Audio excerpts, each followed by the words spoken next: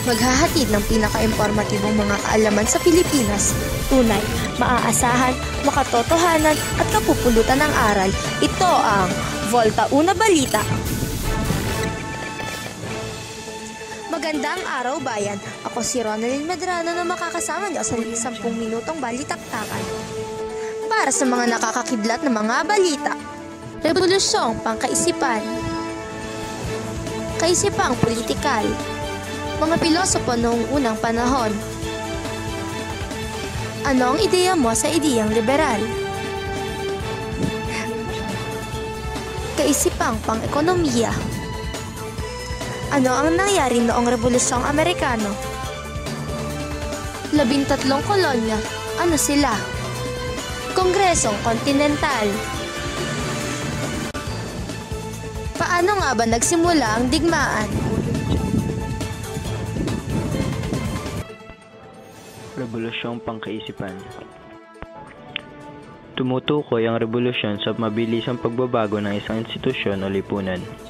Madalas na nagdudulot ito ng pansamantalang kaguluhan, lalo't higit sa mga taong nasanay sa isang tahimik at konserbatibong pamumuhay. Isa sa mga bunga ng pamamaraang makaagham ang pagbabagong ginawa nito sa iba't ibang aspekto ng buhay ng tao. Marami ang nagmungkahi na gamitin na ang pamamaraang ito upang mapaunlad ang buhay ng tao sa larangan ng pangkabuhayan, pangpolitika, panrelihiyon at maging sa edukasyon. Tinawag itong panahon ng kaliwanagan o enlightenment. Nakasentro ang ideyang ito sa paggamit ng reason o katuwiran sa pagsagot sa suliraning panlipunan, pampolitikal at pangekonomiya. Nagsimula ito sa batayang kaisipang minungkahi ng mga pilosopo. Kaisipang politikal. Umunlad ang Enlightenment o Rebolusyong Pangkaisipan noong ika-18 na siglo. Isa sa kinilalang pilosopo sa panahong ito ay si Baron de Montesquieu, Montesquieu, dahil sa kanyang tahasang pagtuligsa sa absolutong monarkiyang nararanasan sa France ng panahong iyon. Sa kanyang aklat, ang kaisipang Balance of Power ni Montesquieu na tumutukoy sa paghahati ng kapangyarihan ng pamahalaan sa tatlong sangay, ehekutibo, lehislatura at hudikatura. Ayon sa kanya, ang paglikha ng ganitong uri ng pamahalaan ay nagbibigay proteksyon sa mamamayan laban sa pang-aabuso ng kapangyarihan ng pamahalaan. Mas kinilala ang kaisipang Balance of Power ni Montesquieu na tumutukoy sa paghahati ng kapangyarihan ng pamahalaan sa tatlong sangay.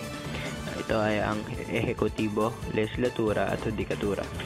Ayon sa kanya, ang paglikha ng ganitong uri ng pamahalaan ay nagbibigay proteksyon sa mamamayan laban sa pang-abuso ng kapangyarihan ng pamahalaan. Ang mga pilosopo noong unang panahon, ako si Joven Biding magbabalita.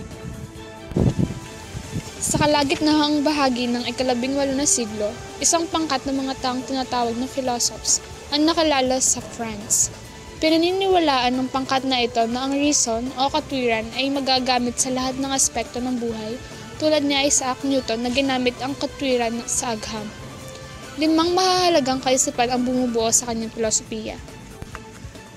Naniniwala ang mga philosophers na ang katotohanan o truth ay maaaring malaman gamit ang katwiran. Para sa kanila, ang katwiran ay ang kawalan ng pagkiling at kakikitaan ng pag-unawa sa mga bagay-bagay. May paggalang ang philosopher sa kalikasan ng isang bagay. Ayon sa kanila, ang likas o natural ay mabuti. Naniniwala rin sila na may likas na batas o natural law ang lahat ng bagay. Tulad ng pisikal na may likas na batas na sinusunod, ang ekonomiya at politika ay gayon din. Ang kaligayahan para sa mga philosophers ay matatagpuan ng mga taong sumusunod sa batas ng kalikasan. Naniniwala sila na ang maginhawang buhay ay maaaring maranasan sa mundo. Taliwas ito sa paniniwalang medieval na kailangan tanggapin ang kahirapan habang nabubuhay upang matamasa ang kaginhawaan sa kabilang buhay. Ang mga philosophers ang unang Europeo na naniwala na maaaring umunlad kung gagamit ng makaagham na paraan. Nagnanais ng kalayaan ang mga philosophers. Tulad ng mga British, ninais nilang maranasan ang kalayaan sa pagpapahayag, pagpili ng relihiyon, pakikipagkalakalan at maging sa paglalakbay. Nangyayari lamang ito kung gagamitin ang reason. Isa sa itinuturing na maimpluwensyang philosopher si Francois Marie Arouet na mas kilala sa tawag na Voltaire. Siya ay nakapagsulat ng higit na 70 aklat na may temang kasaysayan, filosofiya, politika at maging drama. Madalas gumamit din sa teoriko si Voltaire laban sa kanyang mga katunggali tulad ng mga pari. Dahil sa tahasang pagtuligsa sa mga ito, ilang beses siyang nakulong. Matapos ito ay pinatapon siya sa England ng 2 taon at kanyang nasaksihan at hinangaan ng pamahalaang Ingles. Nang makabalik ng Paris, pinagpatuloy niya ang pambabatiko sa batas at kaugaliang Pranses at maging sa relihiyong Kristyanismo. Nagkaroon man siya ng maraming kaaway dahil sa kanyang opinyon, hindi siya huminto sa pakikipaglaban upang matamasa ang katwiran, kalayaan sa pamamahayag at pagpili ng relihiyon at tolerance. Samantalang, bukod sa magkataliwas na ideya ni Thomas Hobbes at John Locke, tungkol sa katangian ng pamahalaang nararapat na mamuno sa mamamayan, isa pang philosopher ang tumalakay sa pamahala at siya ay si Jean-Jacques Rousseau. Nagmula sa isang mahirap na pamilya, si Rousseau ay kinilala dahil sa kahusayan sa pagsulat ng mga sanaysay na tumatalakay sa kahalagahan ng kalayaang pang-individual o individual freedom. Taliwas sa nakararaming philosopher na nagnanais ng kaunlaran, siya ay niniwala na ang pagunlad ng lipunan o sibilisasyon ang siyang nagnakaw sa kabutihan ng tao. Ayon sa kanya, likas na mabuti ang tao. Nagiging masama lamang ang tao dahil sa impluwensya ng lipunang kanyang kinabibilangan. Mauugat ito ng musbong ang sibilisasyon at sinira ang kalayaan at pagkakapantay-pantay na siya namang katangian ng sinaunang lipunan. Binigyan diin niya ang kasamaan ng lipunan, evils of the society, ay mauugat sa hindi pantay na distribusyon ng yaman at labis na kagustuhan sa pagkamal nito. Inihain niya ang paniniwala tungkol sa mabuting pamahalaan sa kanyang aklat na The Social Contract. Naniniwala siya na magkakaroon lamang ng maayos na pamahalaan kung ito ay nilikha ayon sa pangkalahatang kagustuhan o general will. Sa makatuwid, isinusuko ng tao ang kanyang will o kagustuhan sa pamahalaan. Ang social contract niya ang naging saligan ng mga batas ng revolusyon sa France. Ang pagpapalaganap ng ideyang liberal.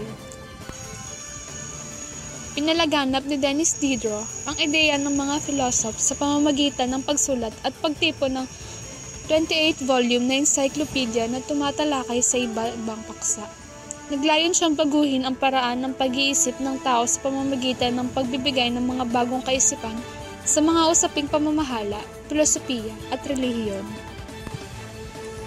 Binatikos nila ang kaisipang divine right at ang tradisyonal na relihiyon.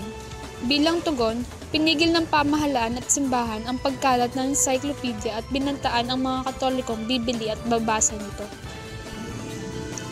Sa kabila ng mga pagpigil na ito, humigit kumulang ng 20,000 kopya ang naimprenta sa mga taong 1751 hanggang 1789. Nang ito ay may salin sa ibang wika, na ipalaganap ang mga ideya ng Enlightenment o Rebolusyong Pangkaisipan hindi lamang sa kabuuan ng Europe kundi maging sa Amerika at kalaunan ay sa Asia at Africa.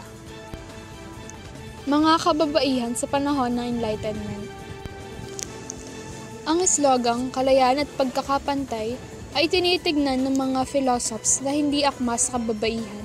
Naniniwala sila na limitado lamang ang karapatan ng kababaihan kung ihahambing sa kalalakihan.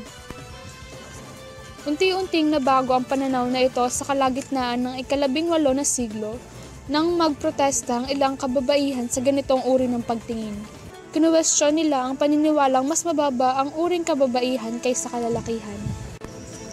Pinangunahan ni Catherine Macaulay at Mary Wollstonecraft ang laban ng kababaihan. Sa akdang A Vindication of Rights of the Woman ni Wollstonecraft ay hinihingi niya na bigyang pagkakataon ng kababaihang makapag-aral sapagkat ito ang paraan upang magkaroon ng pagkakapantay-pantay ang kalalakihan at kababaihan. Mahabang panahon bago binigyang pansin ng ideyang ito, ngunit isa ang malinaw. Naisatinig sa panahong Enlightenment ang diskriminasyon laban sa kababaihan. Kaisipang pang-ekonomiya. Maging ang kaisipang pang-ekonomiya ay nagkaroon ng pagbabago sa panahong ito. Kwinestyon ang merkantilismo na matagal nang namayani sa Europa at kinilala ang pulisyang laissez-faire. Binibigyang diin sa kaisipang ito ang malayang daloy ng ekonomiya na hindi nararapat na pakialaman ang pamamahalaan. Taliwas ito sa nakagisnang merkantilismo na pinagbabantayan ng yaman ang dami ng ginto at pilak. Kaisipang pang-ekonomiya. Tinanggap ang ideyang ang lupain ang tangang pinagmumula ng yaman o nakatutulong sa pagpapayaman. Tinawag na physiocrats ang mga naniwala at nagpapalaganap nito ng ganitong kaisipan. Si Francois Guéné ay isa sa naniniwala sa doktrinang malayang ekonomiya. Katulad ni Guéné, naniniwala si Adam Smith na kailangan ng produksyon upang kumita ang tao. Isa siyang ekonomistang British na nagpanukala na ang market o pamilihan ay maaaring lumalo ng maayos nang hindi pinakikialaman ng pamahalaan. Pangunahing umanong tungkulin ng pamahalaan ang pagbibigay proteksyon ng mga mamamayan, panatilihin ang kaayusan ng lipunan, at pamahalaan na ang mga pangangailangang pampubliko tulad ng pagpapatayo ng mga ospital at pagpapagawa ng mga tulay at kalsada. Kung maisasagawa ang mga ito'y higit na madaling magkakaroon ng interaksyong pang-ekonomiko sa bawat individual na siya namang magpapaangat ng ekonomiya at pamumuhay ng mga mamamayan. Ang rebolusyong pangkaisipan ay mabilis na lumaganap sa Europa at iba't ibang bahagi ng daigdig. Marami sa mga may pinag-aralang Europeo ang nagnais na basahin ang Encyclopedia ni Diderot at iba pang babasahin na tumatalakay sa maling paniniwala at kaugalian. Nagkaroon ng mga salon na naging lugar ng talakayan ng mga pilosopo, manunulat, artists at iba pang katulad nito. Nagmula sa Paris ang salons noong 16,000s tuwing nagkakaroon ng pagbasa ng tula ang kababaihan. Sa pagsapit ng 17,000s, ang kababaihang mula sa gitnang uri ay nagkakaroon ng kani-kanilang pagtitipon. Kalaunan ay naging lugar ito ng pagkikita ng mga middle class at noble na may pagkakaunawaang pantay sila lalo't higit sa pagtatalakay ng mga ideyang liberal. Impluwensya sa pagkamulat ng pangkaisipan. Bigay ang pagkamulat pangkaisipan ng ideya at wika na siyang ginamit ng mga Pranses at Amerikano sa kanilang revolusyon. Naging epektibo ang impluwensya ng pagkamulat sa pagkakaroon ng mga tao ng karapatang makapili ng sariling filosofiya. Higit ngang naging mapanuri ang tao sa iba't ibang pananaw ang kanilang natutuhan sa panahong ito. Marami ang natutong magtanong sa mga kaugalian at tradisyong matagal ng sinunod. Sa huling bahagi ng ika-18 siglo, ibang uri ng himagsikan ang lumaganap sa bahagi ng Atlantiko. Ito ay naimpluwensyahan ng mga ideyang pinalaganap noong panahon ng Enlightenment.